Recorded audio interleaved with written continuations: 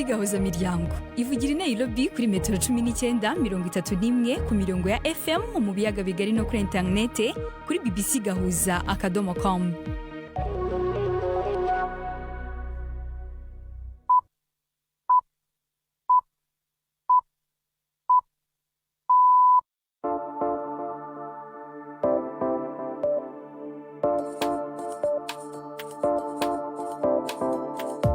Ni saa moya n'igice z'ijoro i Nairobi, ni saa 12 n'igice z'umugoroba mu Burundi no mu Rwanda. Muri kumwe na Latifa Mutesi. Turabasuje bakunzi ba BBC Gahuzamiryango, mwiriwe neza. Bahaye ikaze mu makuru yo kuri wa gatanu tariki ya 6 kwezi kwa kabiri uyu mwaka 2026. Ingingo z'ingenzi makuru yacagiye kwibandaho kuri uyu mugoroba. Ku munsi wahariwe kurwanya no guca bimwe mu bice by'igitsina cy'umugore, harababona ko no guca imyeyo ari ihohoterwa. Ni hohoterwa, ni control y'umubiri w'umukobwa, no gushaka ko umukobwa atangira gupicturing ukuntu azashimisha umugabo, nuko umukobwa wanjye naza gutwarinda ku myaka 15 ntangire gutangara andi naramubye ibintu byo gushimisha umugabo. Aho ikibazo cy'ubuke bw'amavuriro yibanze mu Rwanda cyane cyane mu bice by'icyaro ni kimwe mu byagarutsweho mu nama y'igihugu y'umushyikirano. Dufite ibigo nderabuzima bitatu mu Rwanda bifite abarwayi benshi kurusha n'ibitaro bimwe na bimwe, ku buryo dufite gahunda yuko bikwiye kuba byategurwa kuba ibitaro. Naho mu yandi makuru, mu mikino haravuga umwuka mubi hagati ya Cristiano Ronaldo n'ubuyobozi bwa shampiyona ya Arabia Saudite. Tubafitiye n'andi menshi y'imikino atandukanye, ntucikwe. Ndi Yves Bucyana. Aya makuru ahagarariwe na Gerdas Yuhundimundo. Chansar, mbere yo gutangira amakuru ku buryo burambuye n'ayahagezweho hirya no hino.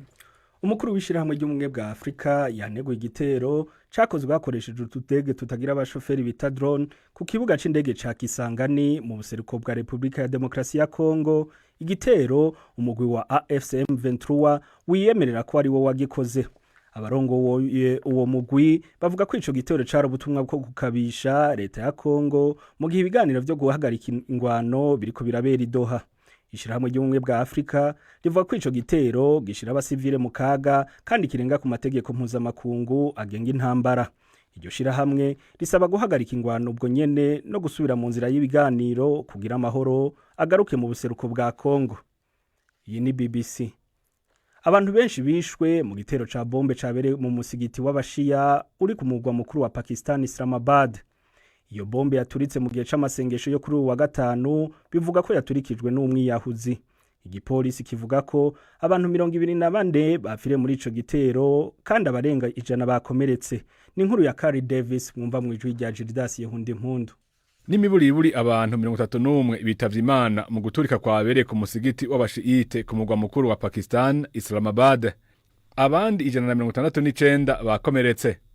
Iki gitero polisi yegese kubihevye b'abakamikaze cabaye mu gihe c'amasengesho kuri uwa gatanu.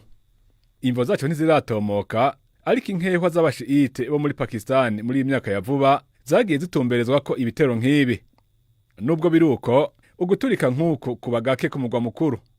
Ibitaro bibiri bikuru vyo kuri uwo mugwa mukuru Islamabad vyatangaje ibihe bidasanzwe mu gihe igipolisi kivuga ko igitigiri c'abapfuye gishobora kwiyongera. Umwe mu bajenerali bakuru b'Uburusiya ari mu bitaro inyuma yo kuraswa inshuro nyinshi n'umuntu ataramenyekana aho yarari mu nyubako isanzwe bamwe abantu. Uko General Vladimir Alexeyev ameze ubu ntibiramenyekana. General Alexeyev asanzwe ari icegera c'umukuru w'iperereza rya gisirikare yafatiwe ibihano na leta zunze ubumwe za Amerika kubera ivyo yagirizwa byo kwivanga mu matora y'umukuru w'igihugu yo mu 2016 hamwe n'ibindi bihano yafatiwe n'ubumwe bwa Buraya ku gitero cabere mu Bwongereza mu 2018. Uburusiya bwagirije Ukraine kuba ari iri inyuma y'ico gitero kivuga ko cari kigamije kumwica. Mu majambo yaciye kuri televiziyo ya leta, umushikiranganje w'imigenderanire n'ayandi makungu Sergei Lavrov yavuze ko Ukraine iri kiragerageza gusenyura ibiganiro vyari bigamije guhagarika intambara. Iki gikorwa cy'iterabwoba cyongeye kugaragaza ko ubutegetsi bwa Zelensky bwibanda ku bushotoranyi buhoraho kandi bugamije kubangamira inzira y'imishyikirano. Ndetse nuko ubu butegetsi bwiyemeje gukora ibishoboka byose kugira ngo bushishikarize abaterankunga babwo bo mu burengerazuba gukomeza gushyira igitutu kuri leta zunze ubumwe za Amerika hagamijwe kubatesha inzira iganisha ku bwumvikane buboneye. Latifa. Urakoze Chansar.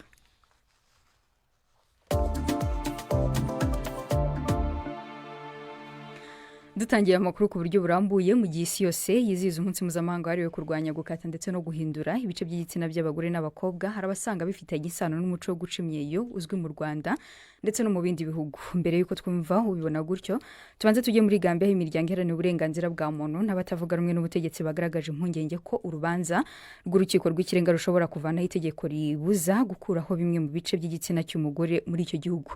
76% by'abagore n'abakobwa muri icyo gihugu cyiganjemo abayisilamu bakorerwa ibikorwa byo gukebwa bitewe n'impamvu z'umuco ndetse n'idini. Ni inkuru ya Thomas Nadio waganiriye n'abarokotse basobanura ibyabaye ku buzima bwabo. Tugiye kumva mu ijwi rya Primende ku Magenge. Umwe mu bahuye n'ibyago byo gukatwa ngaha twahisemo kwita Maimuna yari afite imyaka 3 gihe yabikorerwa muri Gambia, nubwo ubu ari mu myaka 30 aracibuka ibyamushikiye. Bamfunze igitambara mu maso bandyamisha hasi. Abagore 3 bamfatira hagati y'amaguru y'umukecuru ku buryo ntashoboraga kunyeganyega.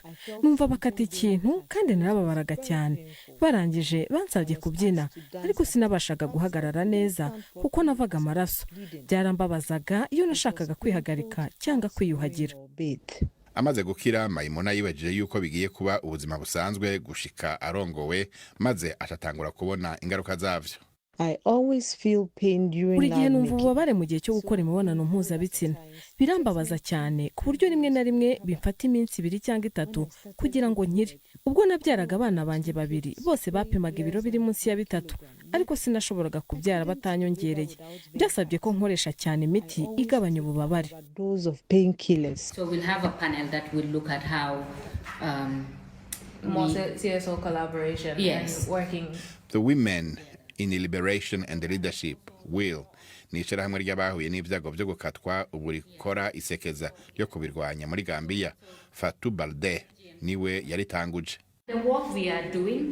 Icyo dukora ni ukugerageza guhangana n'imigenzi ishingiye ku gitsina yangiza kuko nituma umuco wo gukeba ibihimba by'irondoka by'abagore udacika. Ikindi kibazo nuko muri Gambia hari imyumvire ipfuye yuko gukeba ibice by'ibanga by'abagore ari itegeko ry'amadini, kandi kubera ibyo abantu nkanjye usanga dufatwa nk'abarwanya umuco ndetse n'idini byacu.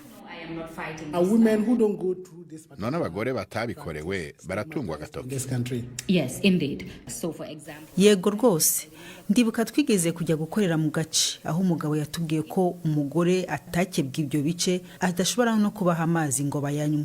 Yewe abagabo baho nta nubwo bashobora no gushaka umugore utarakebwa ibihimba by'irondoka. Ni nayo mpamvu rero turiho duhindura imikorere ngo ntitwibande gusa ku bagore n'abakobwa ahubwo tunabwire n'abagabo n'abasore. Kugerageza kuvanaho itegeko ryo mu 2015 rica uwo mugenzo byarahagaritswe n'abashinga amateka.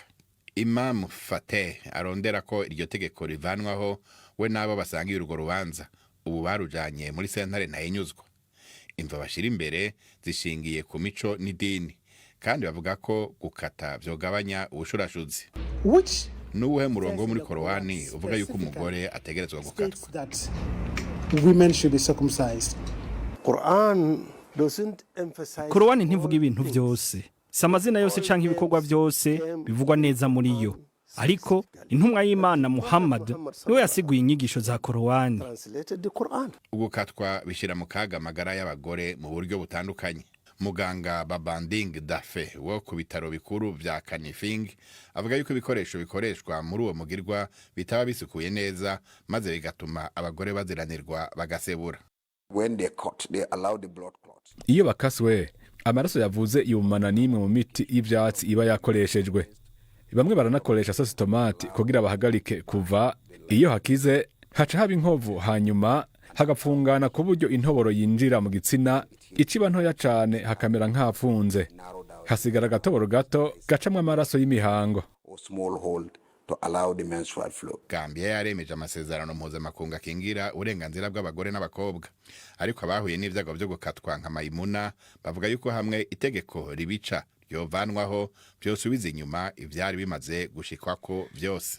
Mu gihe muri Gambia ho bakata mu bindi bihugu bimwe n'imwe byo muri Afrika harimo n'u Rwanda baca imyeyo ibisobanuye gukurura bimwe mu bice by'igitsina bikaba birebire. ibyo nabyo hari ababifata nk'ihohoterwa rihindura kandi ryangiza imiterere y'igitsina cy'umugore. Muri abo harimo Sylvie Nsanga imirimbanyi iharanira uburenganzira bw'abagore waganiye na mugenzi wacu Anne-Marie niwe mwiza maze atangira amusobanurira impamvu yahagurukiye kurwanya iyi migenzereze.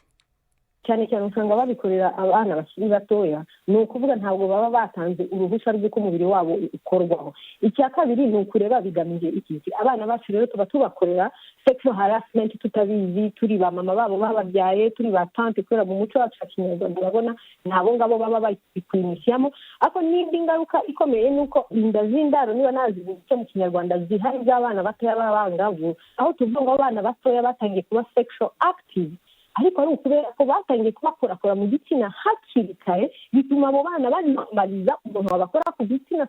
Niba tante yabibakoreraga uraza gusanga byose tonto namukoraho cyangwa umuturanyi, byo mu myaka 7 umwana afite ubwenge bwo kudiferansiya intent nziza ya tante uri kumukurura adashaka peut-être kumurepinga cyangwa ya oncle nakuze umukoramo kugira ngo amurepinge. Iyo bavuga ngo gukurura bifitiye umugore akamaro, ese bagerageje ubushakashatsi aho bashyira abagore bamwe bakuruye bakumva niba baryoherwa kurusha abandi batakuye. Sylvie, wowe n'abandi mufatanya wenda mu kugaragaza ko ari ikibazo, ibyo mwebwe muvuga abakoze ubwo bushakashatsi cyangwa se abaganiriye n'abo bagore muri mwe ni bande? Abo bagore bababwiye iki? Kwanza icya mbere ni uko abagore bari mu bantu batuma ibi bintu bikomeza. Ni ukuvuga baragaragaza ko bo bashimishwa n'ibyo bintu bakaba bumva ko byakomeza. Abashinzwe ubuzima bagomba kugaragaza ko kubyara no gukurura bitandukanye ari ntaho bihuriye. Narrative za World Health Organization mbere byavugaga ko gukurura biri parti ya female genital mutilation, but over the time hagaragaye abagore bo muri iyi region bagiye kugaragaza ko n'umugore ayinjoyinga. Aha, Sylvie, tukiri aho ngaho rero, tukiri aho Sylvie, niba bamwe mu bagore banakoze iyo migenzo yo guca imyeyo aribo bahindukira bakagaragaza ko ibyo bintu nabo babikunze, ibyo bintu mwebwe mu birwanya mukuraho ingingo? Twebwe turabirwanya kubera ko baba advancinga narrative zitarizo ane za sexual pleasure iyo babikoze versus utarabikoze. Impaka zigomba kurangirira mu bushakashatsi buri scientifique kugira ngo tugaragaze niba ari byiza, niba guverinoma igomba kubipromotinga noneho babipromotinge mu nzira iri healthy, mu nzira ifite hygiene, mu nzira barindira umwana akamanza yakura akitoranyiriza njyewe nzabikora cyane. Ikindi kintu muri kwibagirwa nuko abagore b'u Rwanda ntabwo bashinzwe kurongorwa n'abagabo b'abanyarwanda gusa cyangwa abagore b'i Burundi, no, turi muri a globalized world aho njyewe nzaba narakuruye ariko nkagenda nkarongorwa n'umuntu w'ahantu utanaziye, rero bikazana shock. Hari abakobwa benshi ubu ngubu bari muri reconstructive surgery kugira ngo bazikate, noneho bamwe bakabikora nabi bikabaviramo amatumeur n'ibiki, bamwe barimo barapfa tumeur ikazakura ikavamo na cancer. Hanyuma Sylvie, kuba gitsimbaraye kuri uyu muco burababwira iki? Kuba gitsimbaraye kuri uyu muco ndababwira ko barimo barapromotinga ihohoterwa rikorewe umugore ku mubiri we n'umwana w'umukobwa, ariko ko bari no gushira umwana w'umukobwa n'umugore kuri riske yo kubona izindi ndwara. Ibintu bya labial elongation and breast birisanzwe mu gukontrolinga sexualité y'umukobwa abamutegurira umugabo. Umwana w'umukobwa ushobora kuza gukurikira amakuru yacu akumvamo iyi ngingo, wowe uramubwira iki? Iyo mpuye n'umwana w'umukobwa aba ari mutoya cyane cyangwa ari mukuru n'ibiki, mubwira ngo yakabaye nashoboraga gusubira inyuma mu myaka yanjye ingana nayo, ntabwo akabaye nduwo uyu munsi. Kandi bakubwira mariage abana bacu b'abakobwa biba barimita kutagira inzozi no kuzikorera aho. So they need to stop that. Ni hohoterwa, ni control y'umubiri w'umukobwa, ni ugushaka ko umukobwa atangira gupicturing ukuntu azashimisha umugabo, ni uko umukobwa wanjye najya gutwara inda ku myaka 15 ntangire gutangara kandi naramubwiye ibintu byo gushimisha umugabo. Ubu yari Sylvie Nsanga imirimbanyi iharanira uburenganzira bw'abagore. Dukomeje n'aya makuru, ikibazo cy'ubuke bw'amavuriro yibanze cyane cyane mu bice by'icyaro ni kimwe mu byagarutswe mu nama y'igihugu y'umushyikirano ibaye ku nshuro ya 20. Iki kibazo cyari mu myanzuro y'umushyikirano uheruka wari wasabye ko amavuriro yibanze yakongerwa kandi agahabwa ubushobozi kugira ngo abaturage boroherezwe ingendo bakora bajya kwivuza. Ikibazo cy'igwingira ry'abana bato nacyo kandi cyongeye kugarukwaho nk'ikibangamiye ubuzima muri rusange. Jean Claude Mwambutse yaduteguriye inkuru ku buryo burambuye.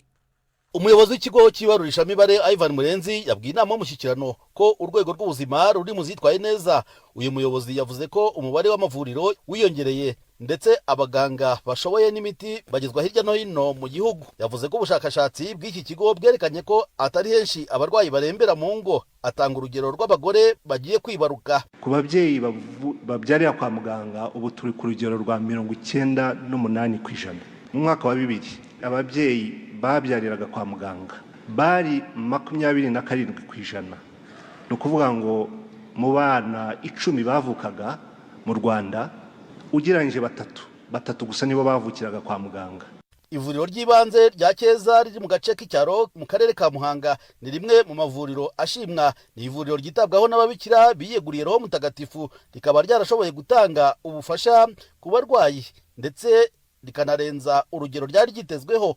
Umubikira Jacqueline Niyitegeka uriyoboye yabwiye BBC ko ryatabaye abaturage benshi bakoraga ingendo ndende berekeza ku bitaro bya Kabgayi. Aya mahirwe ariko ntabwo yageze hose. Witwa Maniraguha ukora akazi ko gutwara abantu kuri moto akunze kwiyambazwa n'abaturage mu masaha y'ijoro. Avuga ko ivuriro ry'ibanze ribegereye ridashobora gukemura bimwe mu bibazo by'uburwayi bikunze kubibasira. Kereka bashyizemo wenda nko kubyara wenda n'ibyo byakoroha nko kuba bahabyarira ukaba wahajya urwaye. Harimo abantu bagira nk'uburwayi bwa sima bakaba baguha nk'ubufasha. Hari amavuriro y'ibanze cyangwa ibigo nderabuzima byemerewe gutanga ubuvuzi bw'ibanze gusa, nyamara biganwa n'abarwayi benshi. Bimwe muri ibi bigo ngo byakira abarwayi barenze ubushobozi bifite bwo kubakira, mu gihe hari utundi duce turimo ibitaro bitagira abarwayi benshi. Muri uyu mushyikirano Minisiteri y'Ubuzima yemeye ko iki kibazo gihari ariko ko hari umuti kiri gushakirwa. Uyu ni Dr Sabin Sanzimana, Minisitiri w'Ubuzima. Dufite ibigo nderabuzima bitatu mu Rwanda bifite abarwayi benshi kurusha n'ibitaro bimwe na bimwe. So Bigogwe irimo Rutare ndetse na Ngeruka, ku buryo dufite gahunda yuko bikwiye kuba byategurwa kuba ibitaro. Ikiri gukorwa nuko nka Bigogwe ubwayo ifite abaganga 5 medical doctors. Ubundi bigo nderabuzima murabizi ko bitagira abaganga. Icyo ni cyari cyakozwe kugira ngo babashe guha abaturage ubuvuzi. Igikurikiyeho rero ubwo n'indi ntambwe. Hari n'ikindi nyakubahwa Minisitiri w'Intebe yavuze ku bitaro bya Ruhengeri bigiye gutangira kubakwa, nabyo utekereza ko bizagabanya ubucucike cyangwa se umubare munini w'abarwayi bari muri kariya gace.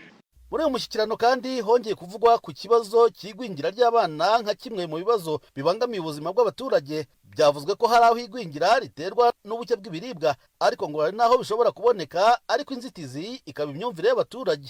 Avuga kuri iki kibazo, Perezida Kagame yavuze ko bidakwiye gutunga agatoki abaturage bashinjwa kutumva, ahubwo ngo n'abayobozi bakwiye kwikebuka bagafasha abo bashinzwe guhindura imyumvire. Jean Claude Mwambutsa, BBC Gahuzamiryango, i Kigali. Jean Claude Mwambutsa arakoze cyane. Aya makuru tuyakomereze mu kiganiro imva n'imvano cyo kuri uyu wa gatandatu, aho mu kiganiro cyari cyanyuze mu itangazamakuru umuvuga butumwa Chris Ndikumana ukoresha cyane murandasi mu gukwirakwiza ubutumwa yise Kanguka yagiranye ikiganiro na BBC Gahuzamiryango. Reka tubasogongezeho bimwe mu bizaba bikubiye muri icyo kiganiro yagiranye na mugenzi wacu Siriake Muhawe nayo. Yatangiye asobanura uko Kanguka yagitangiye. Kanguka agiye gutangura 2015 iju yambwiye ati tangura uvuge. Navuga nti shaka kuvuga. Cini ikundira kwandika nivyo byareze. Ariko avuga ati tangura uvuge. Ico gihe nabikoze nko kubaha gusa. Ico gihe WhatsApp yagira amagroupe abantu bakaja mwijana abantu bashika nka 300 mfise. Mfata aka audio. Ntanga ijambo ryo guhumuriza gusa iminota 7. Iyo audio rero niyo novuga yuko yavyaye Kanguka. Kuko abantu 300 nabihaye sinzi igitangaza Imana yakoze. Buke mu gitondo nasanze byaravye yumvije abantu barenga ibihumbi. Wafite amadeni menshi aho uvuga yuko hageze igihe ahubwo ugurana kugira uri B. Nabaye muzanwa amadeni biteye ubwoba gushika mu 2009. Ariko uri umuntu avuga ubutumwa kuri internet na site bari bampaye ngira kwa gusa navuga kuri Facebook nandika ama email nanzwe nk'umukozi w'Imana. Ariko rero cyari kibazo gikomeye kuko n'abampa amadeni bayanyizera nk'umukozi w'Imana kumuvuga butumwa. Ariko utazi yuza kuyakura. Ntazo ndakura kugira nk'ubunye wewe usiri yako mpaye deni ngashasaba uyundi iyo yundi ampaye ngashanda gusubiza. Ivyo rashaka kunda mwanya muto hakagera igihe nkaba bloke. Wewe usiri yako ya turu ikaba bloke. ukarindira ko ndaguha ukabura bamwe nibaza ko kakazina wakaronse ku escrow banjyana mu escrow mbwa nawe mbarira gutya bayugira abandi nkumva ko bavuze ngo naka no mu escrow none wumva barabesha nivyo namambwira abakozi b'Imana cyangwa abakizwa muri rusangi nabamvuga nti ubuzima bw'amadeni burimo umuvumo ndabwiza ukuri kuko mu 2009 maze kwitwa umwescro ko niko ndiba abantu mbesha nageze handabwira Imana nti ubu rero nta deni sura gufata nkumva amaje bambwira none uzobaho gute ndi pray gupfa sinzopfa nsuye gufata ideni ibiba bibe ninapfa bazompamba ntakundi kandi nto naciye mbohoka mu nyuma watanguye gusengera abantu urungi ku butombwa bwakanguka noneho uronka umuhamagara wo gukiza abantu bwa mbese nkiza abantu ni Yesu abakiza icyo nicyo twashaka kumenya bigenda gute nivyo Yesu avuze ngo mukiza abantu niko yavuze ariko nta muntu akiza umuntu kuko yaba nkiza abantu sinogwara najewe kandi nta mugore wanje yogwara nta mwana wanje yogwara umunsi unegeze umugore wanje kugwara akagupfa aje no mu bitaro aho rero ubu naravyiguza uraterereza igisabisho muri kanguka ko gatandatu nabwiye abantu ni abantu mudukunda mudusengere madame aragwaye cyane nabivuze mu Kirundi no mu Gifaransa nawe sengera abantu byerekana ko ari ukiza abantu byerekana ko ntakiza kuko iyo abankiza sinza gutereza amasengesho nasha namukiza uko nyene nta muntu wo mu muryango wanje numwe yosura gupfa harya mu mareresi tubona abantu ku mateleviziyo aho bagiye za Abidjan aho bagiye za abantu bafashe imbago rebeki bashira bazitwara uko bariko bariruka ngo bakize biba byagenda kandi ni ubibabwiye uzobirize imbere yuko nsegera abantu cyo nkora nka bija nanafukamye nanje kwaza abantu nindagira bakize Yesu canafukama muri Abidjan ndabwira Yesu ni wumvise ko bavuze ko ari wewe bakize rero biye bitangaza byose byabaye ni Yesu yabikotse. Ikiganiro cyose muzagikurikira ejo ku buryo burambuye mu mvo n'imvano dukomereje mu makuru y'imikino mugenzi wacu Yves Bucyana arakomeza. Imikino kuri BBC Gahuzamiryango. Mwiriho neza mwese bakunzi b'imikino kuri BBC. Mbere mu Rwanda shampiyona irakomeje ku munsi w'ejo Rayon Sport yatsinze AS Kigali 1-0. Iyo ntsinzi izamura ku mwanya wa gatandatu n'amanota 29.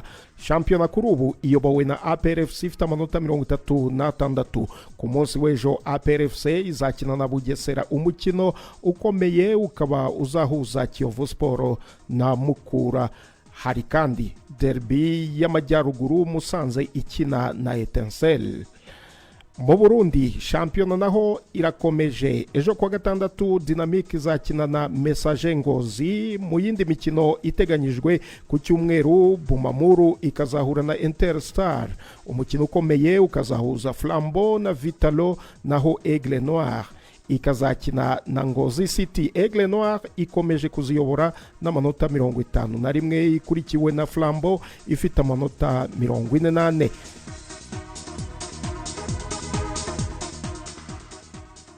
Ahandi ku isi ubuyobozi bwa shampiyona ya Arabia Saudite bwihanangirije Cristiano Ronaldo ko nta muntu ku giti cye uko yaba ameze kose ugena ibyemezo birenze ikipe yabo. Rutahizamu wa Portugal w'imyaka 41 yanze gukina umukino w'ikipe ye ya Al Nassr kuwa mbere ubwo bakinaga na Al Riyad. Ikinyamakuru cyo muri Portugal Abola cyatangaje ko Ronaldo yanze gukina kubera ko atishimiye uburyo iyi kipe iyobowe n'ikigega cy'ishoramari rusange cya Arabia Saudite. BBC yo yabwiwe ko Karim Benzema wahoze akinana na Cristiano Ronaldo mu ikipe ya Real Madrid yimukiye mu ikipe iyoboye shampiyona Al Hilal avuye mu ikipe ya Al Ittihad mu ntangiriro z'iki cyumweru, akaba ariyo mpamvu nyamukuru yatumye Ronaldo yivumbura kuri Al Nassr. Ejo kuwa kane rutahizamu w'Ubufaransa Benzema w'imyaka 38 yatsinze hat-trick, no kuvuga ibitego 3 wenyine ku mukino wa mbere yakiniye ikipe ya Al Hilal itsinze Al Akdud ibitego 6 ku mwuka.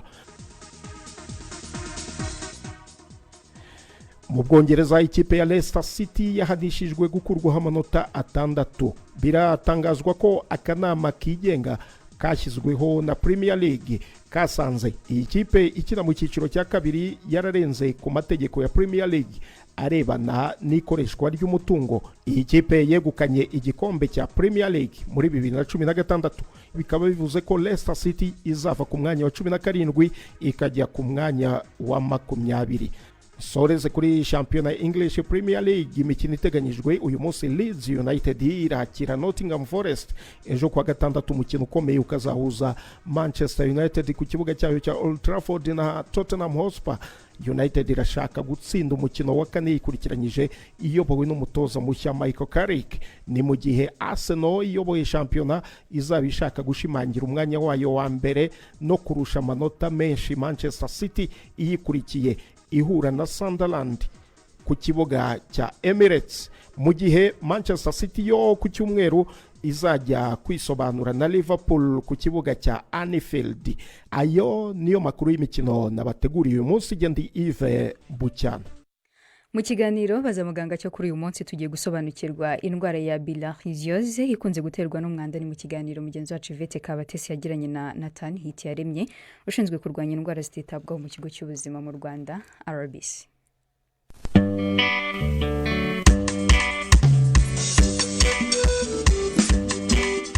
Mwireho neza. Bilharzioze n'ubwoko bwo mu nzoka zishobora kuzahaza umuntu igihe ativuje, nubwo ibarirwa mu ndwara 21 zititabwaho, nyamara ngo iza ku mwanya wa kabiri mu zihangayikishije muri Afurika.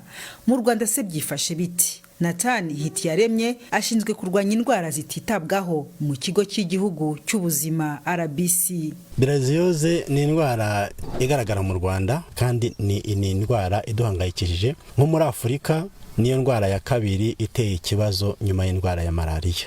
Rero ikintu cy'abagitera ubu burwayi ni iki? Ni indwara iterwa n'inzoka bita schistosoma, yandura inyuze mu ruhu, hanyuma ikagenda ikanya mu nzira y'amaraso, ikagera mu bihaha, igakomeza mu mutima no mu mwijima, hanyuma ikazarangiza igiye mu mara, ari naho nyine za nzoka Bilharzioze nkuru iba iri, igatangira gutera amagi. No kuvuga ubundi bitangirira ku muntu urwaye Bilharzioze, akagenda akituma ku gasozi cyangwa mu mazi. Noneho yamaze kwituma ya magi, imvura irayamanura ikageza mu gishanga. Niba ari yitumye mu gishangaho ni direct naho ngaho tuba twamaze kugira ubushobozi bwo kwinjira mu ruhu rw'umuntu uri muri cya gishanga. Ntabwo umuntu uri ku musozi ashobora kwandura Bilharzioze. Muri cya gishanga arimo ahinga umuceri, arimo ameseramo, abana bidumbaguzamo, abarobyi mu kiyaga barimo kuroba. Hama iyo igiye muri uwo mubiri kugira ngo izageraho yica umuntu, nta bimenyetso yabanza kugaragaza wenda kugira ngo umuntu yihutire kwa muganga?